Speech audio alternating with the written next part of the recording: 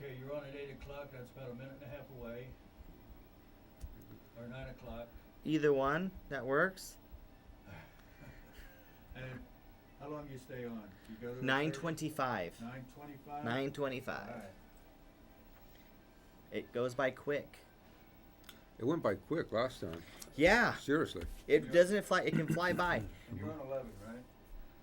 You go 11. on 11. Joe and I have had an episode that didn't go by so quick. Do you remember? What? With yeah. this transvestite? Yeah. She's not a transvestite. She's a cross-dresser. Oh no, I was talking about when the computer crashed. Oh. And yeah. then I had no show. Oh. And I had to keep talking. So, well, that was a long 25 I minutes. bet. You should have started talking about your pet cat or something. I don't have one, but I was about to make up one. So are we at about 30 seconds here? 30 seconds. All right. Alrighty. All right. DVD's on. Tape's going. You want Audio's good. to ask me about the whistle? Ask me about the whistle. Ask about the whistle. Yeah, so you got a whistle there. Yeah. 15. 10. 10. So to make it work, though, 5. 4.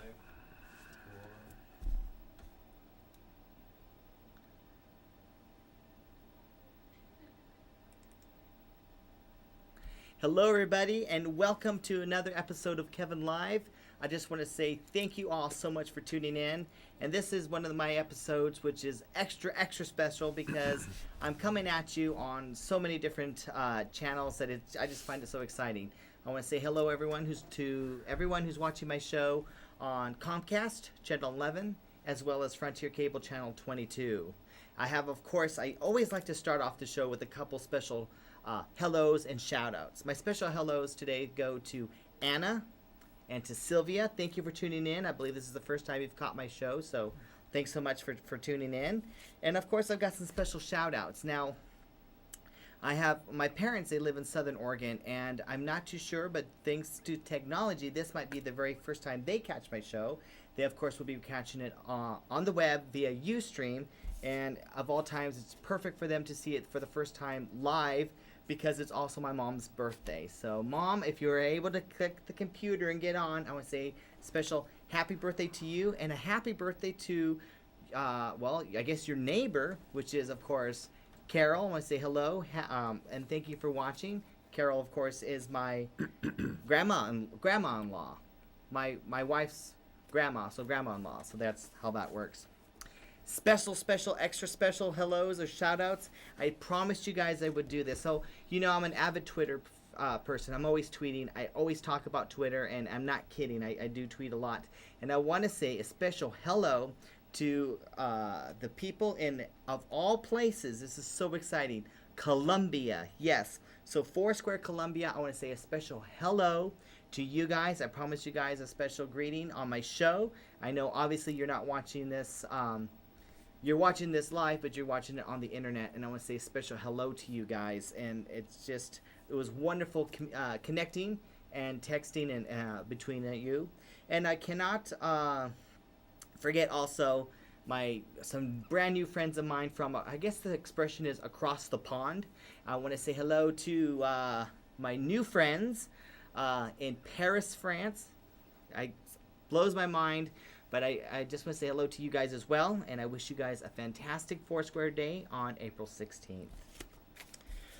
Okay, that was fun, that was light. Now we're going to get serious tonight. Tonight's show is going to be definitely serious because I had this guest on, and I call him my show's disaster expert in a sense, and that he was on and he caught a lot of you guys' attention because the topic was serious. He was talking about earthquake and earthquake preparedness, and it got to some of you. It kind of went in one ear, and I think it might have went out the other, but then sadly, just days after he was on my show, Japan was struck by that devastating earthquake.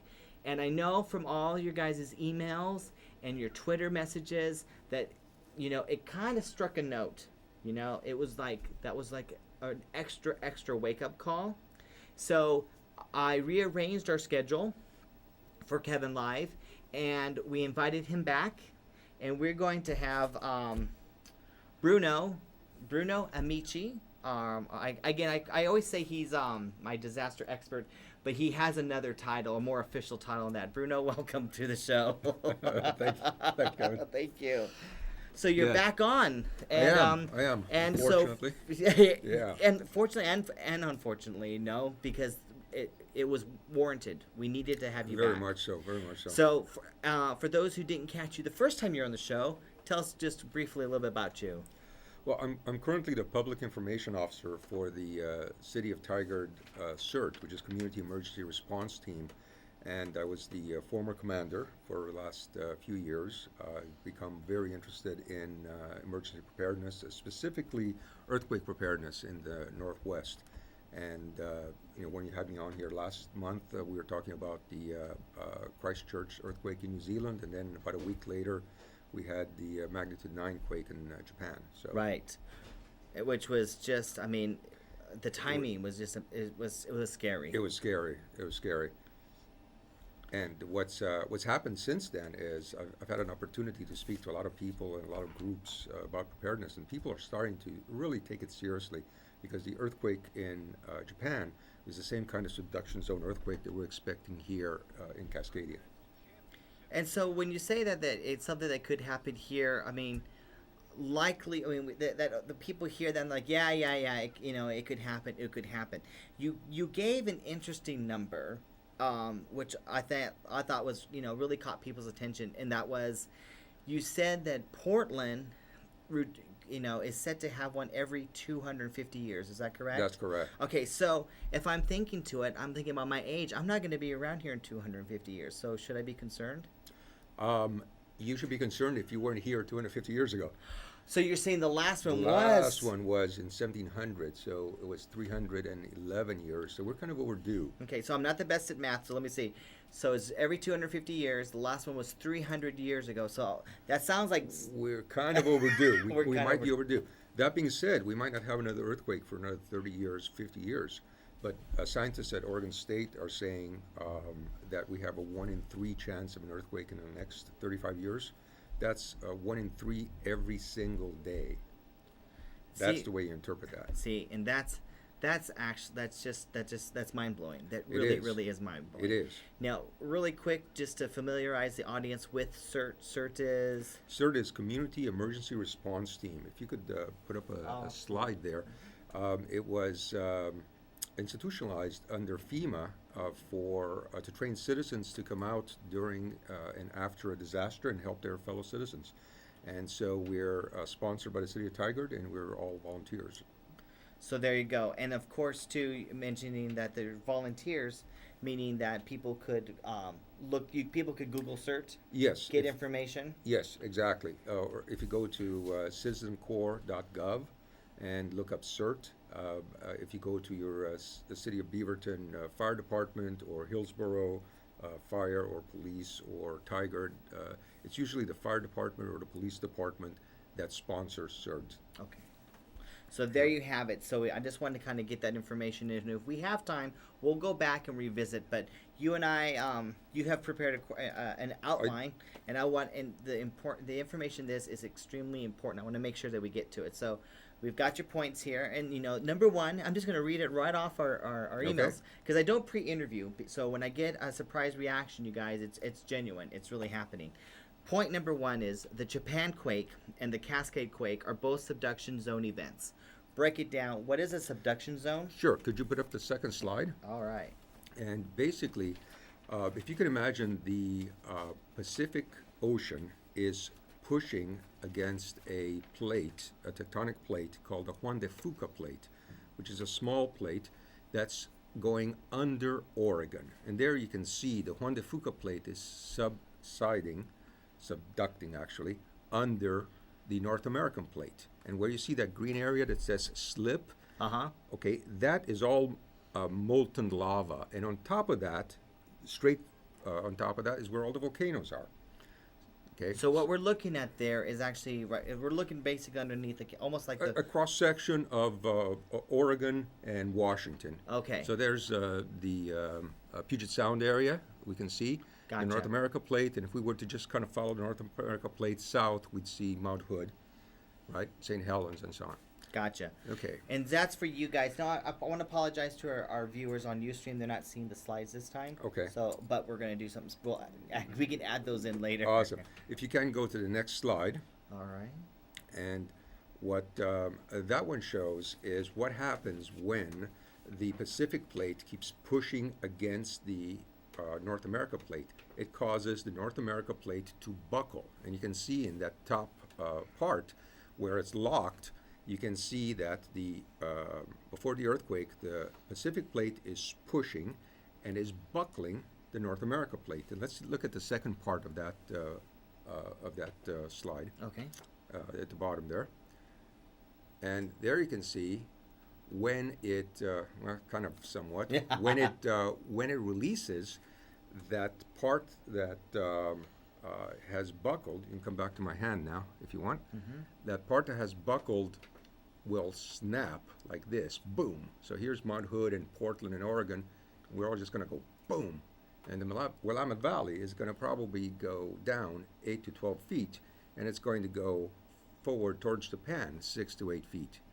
When that happens, we're going to get a huge tidal wave like we saw in Japan, only it's going to come to Astoria, it's going to come to Seaside, Tillamook, Lincoln City, Cannon Beach. All these communities are going to be wiped out pretty much like we saw in Japan, except for the people that get to high ground within 20 minutes of that earthquake. So, for those who never experienced an earthquake literally isn't necessarily shaking. It's the moving or the grinding or that snapping.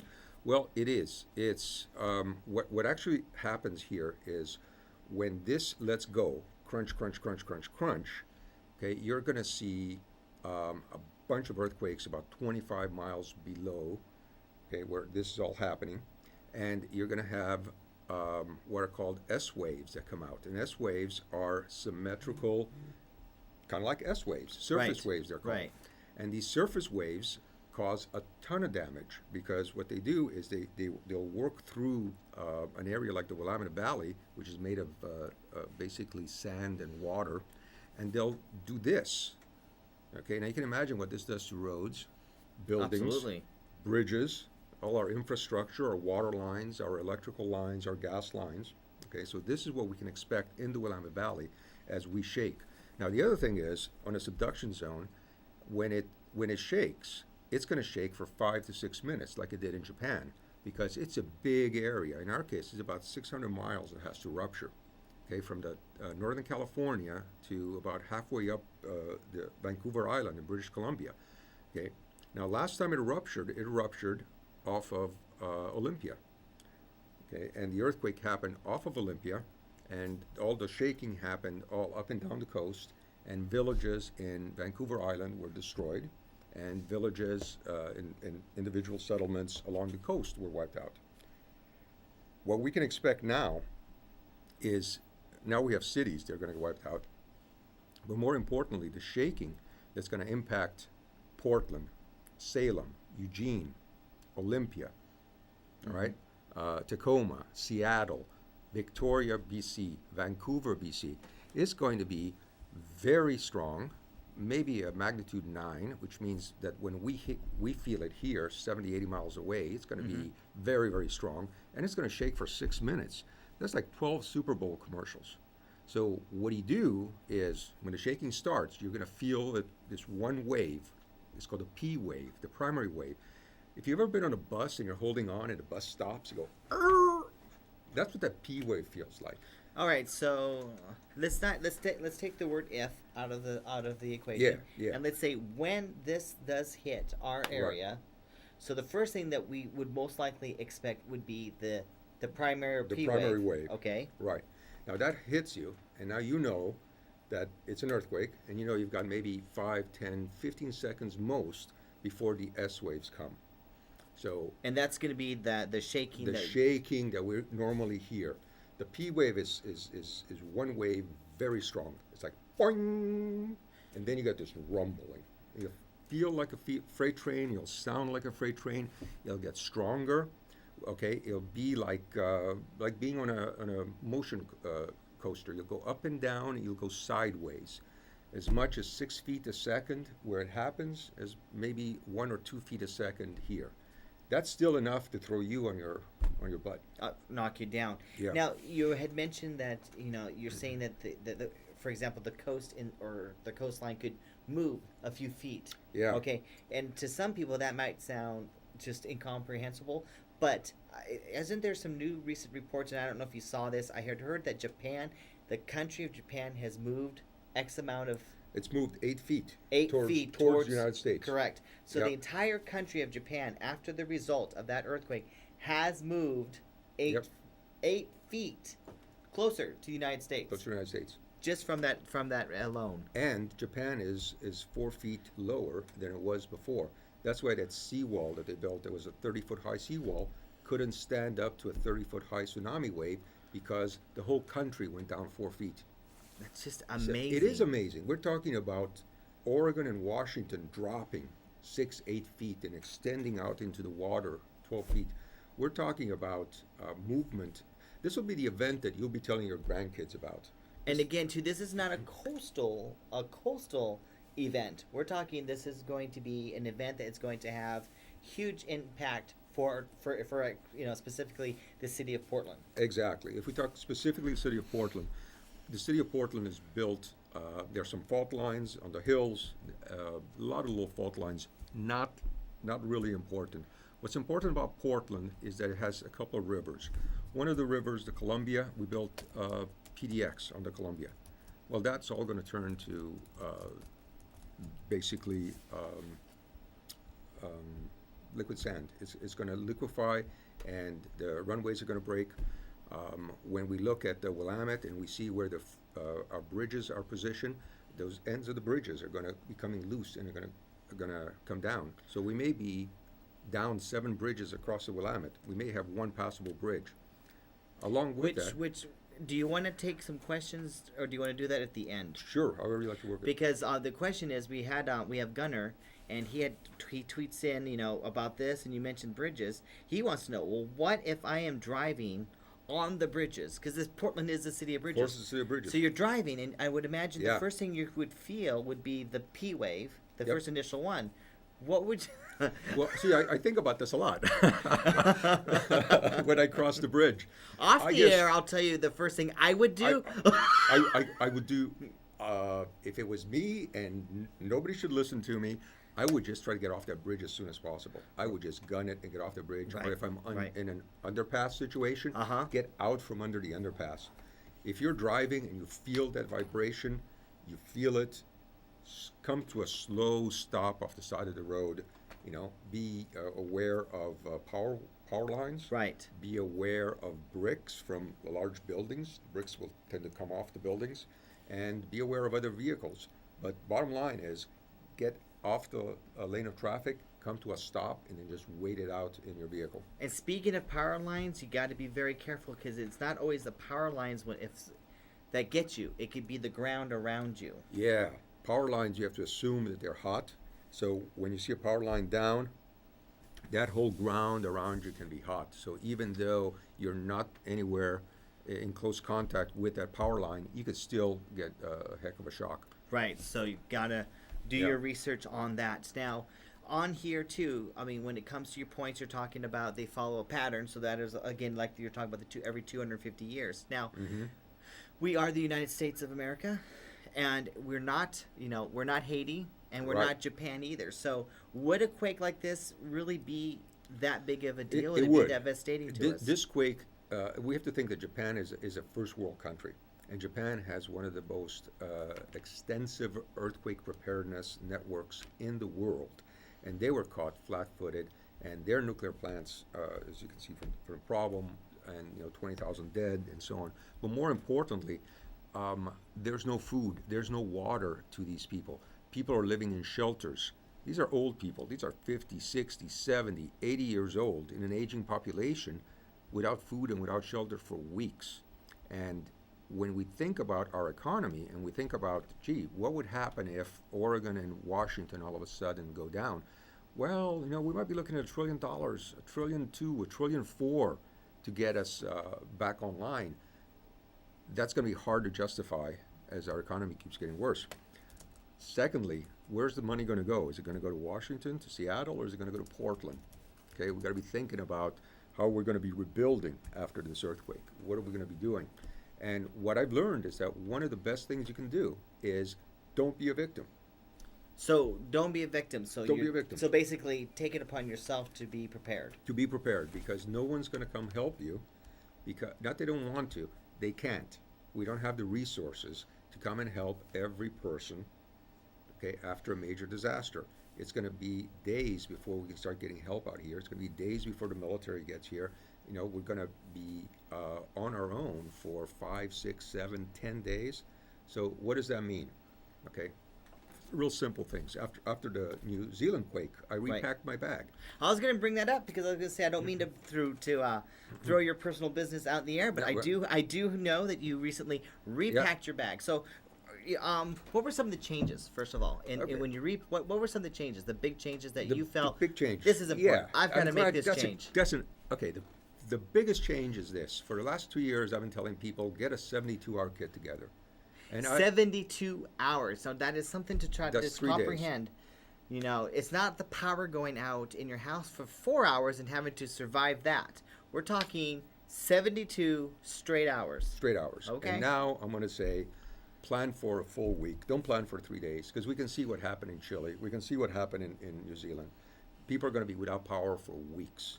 So I repacked my kit. I now have 7 days worth of food for myself and my spouse. I have 7 days worth of water. I have about 20 gallons worth of water. That's 10 gallons in each car. Okay. I have a small travel size suitcase, a carry-on bag. I have a pair of clothes in there, extra sock, extra underwear, prescription glasses, some toilet paper. It's like mountain toilet paper. Okay. Right. Your personal first aid kit and toiletry kit, a towel. Okay, and a sleeping bag. Okay, so, and feel free to correct me if I'm wrong, but this is something that how I made sense of it. My disaster kit was not even a duffel bag. It was about this big, okay? Mm-hmm. And then I think when I go camping for 2 days, it is literally half a pickup truck full of stuff. Right. Of stuff that I need. So shouldn't people maybe think of it like that? Yeah, they should. They should. They really should. Think about how much stuff you need to go camping for the weekend. And that should be almost in a sense your disaster kit. You got to be thinking you're going to be sheltering someplace, whether it's at home or in your car or under a tree somewhere. So most Americans are 300 feet away from their car during the workday. That's why I chose to put my kit in my car, in my trunk, so that if I am stranded someplace on the road, I can survive. I can hopefully make it home. It might take me a couple of days because the bridges are down. Right. Okay, but I can make it home. Couple of things that you could consider. It's going to get really cold. Okay? Right. In Oregon, it's going to get cold. Right. What if it happened today? What if it happened right now? Exactly. So it's 40 degrees outside. You've got to be able to survive in that cold weather. And here's a rule of 3. In extreme cold, you can live 3 weeks without food, 3 days without water, but only 3 hours without shelter. So the first thing is shelter.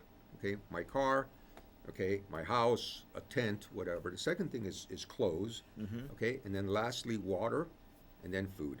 Okay, lots of questions about water. Okay, that's for a reason is like the number one question. How much water do we need? Could you hand me by chance? All right, so let's say I've got. Oh, we can't have a label. Let's say I've got a couple of these, right? Yes. Am I set? No. All right. No. The government Educate me. The government says you need 8 of these a day to drink. Okay, and you need 8 of these a day for your toilet and for washing your plates and dishes, whatever. So you should have at least 1 gallon to drink, and the government recommends 3 gallons a day. So what you do is you go to Safeway and you can pick up 24 of these for $3. Right. Okay, get 3 of them, put them in your car. You're set for a good 3 days.